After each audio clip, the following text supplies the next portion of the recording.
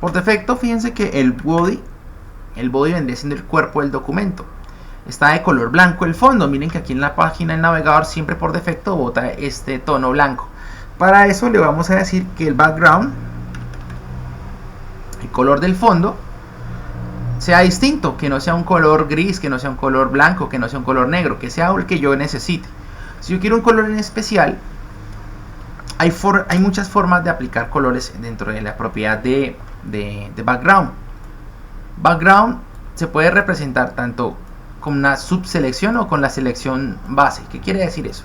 Que yo, por ejemplo, pongo background y le digo que background sea blue, y al guardar los cambios, esos cambios me van a repercutir en el diseño de mi documento. ¿Qué quiere decir? Que este body que yo tengo aquí en el HTML, le estoy diciendo que sea de color azul. Al darle color azul, fíjense que ya automáticamente en el navegador, al recargar los cambios, me muestra el diseño como está. ¿Qué pasa aquí? Este componente background, ese nombre, esa propiedad, le puedo definir o hacer una especificación. Le puedo decir background color, y background color funciona de la misma forma. La única diferencia es que yo, cuando aplico background solo, puedo meter más características, puedo meter muchas más propiedades dentro de mi diseño. Ejemplo, si yo escribo background, fíjense que background tiene varias subcategorías: size, origin, color, clip, position, attachment, repeat. Hay varias. En este caso solamente voy a trabajar la del color de fondo. Para eso escribo BG para que sea background color y le digo que el color sea tal. Yo quiero que sea un color específico, quiero que sea un gris, por ejemplo. Entonces le voy a decir que tenga un color gris.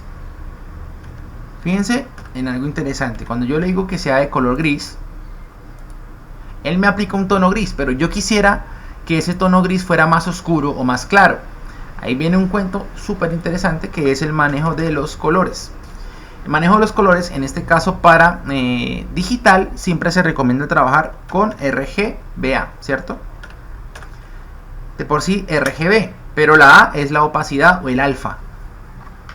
R rojo, G de verde y B de azul. Y el A del alfa, que vendría siendo la opacidad que tendrían esos colores dentro de mi paleta. Estos colores son los primarios, y los colores primarios lo que hago es generarles un valor, y esos valores me van a definir cómo se van a ver los tonos o con qué intensidad. Ejemplo puntual para explicar un poco el cuento de RGB. RGB en este caso se aplica para pantallas o para todo contenido digital desde el siguiente elemento, teniendo un código que se llama el código hexadecimal o código hexa. El código hexa simplemente es un valor que uno le da a los computadores para que maneje algunos valores o algunas magnitudes. Normalmente se trabajan del 0 a 16, ¿sí? Pero hay un problema con las computadoras, y es que uno le puede decir, listo, del 0 al 9, todo bien, pero ya cuando llego al 10, yo voy a escribir 10, y él me lo interpreta como un 1 y un 0.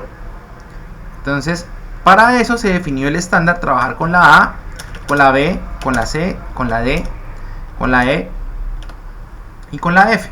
Con eso ya tendría los valores completos, del 0 al 16. En este caso vendría siendo del 0 al 15, pero digo 16 porque el 0 también se cuenta como un valor. Desde el 0 al 9, listo, 9. Ahí llevaría 10 elementos porque el 0 lo involucro como un valor. ¿Cómo se involucran esos valores?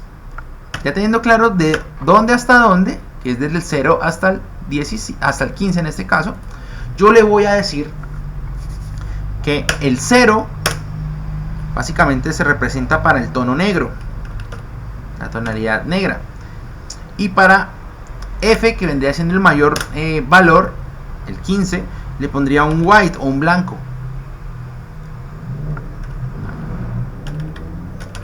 Con eso ya tengo claro que entre más bajo sea el valor numérico que en mi código hexa, va a ser negro. Si es muy alto, le voy a poner un tono muy blanco. Entonces ya con esto tenemos un poco medio referenciado cómo funciona el código hexa. ¿Cómo yo le puedo aplicar código hexa a este cuerpo del documento, al body? Yo le puse el color básico gray, pero le puedo definir otro con otro tono. Caso puntual, yo le quiero definir que sea un gris oscuro. Para definir un gris oscuro le voy a poner numeral y luego le pongo el valor. Cuando yo le pongo 4, 4, 4, le estoy diciendo que el rojo, el verde y el azul tengan una tonalidad similar. Entonces, como son valores similares, se anulan el rojo, el verde y el azul. Y solamente dejan su tono, no su color. Por eso se están suprimiendo. Cuando yo guardo cambios, fíjense que al recargar ya me genera una tonalidad mucho más oscura a mi fondo.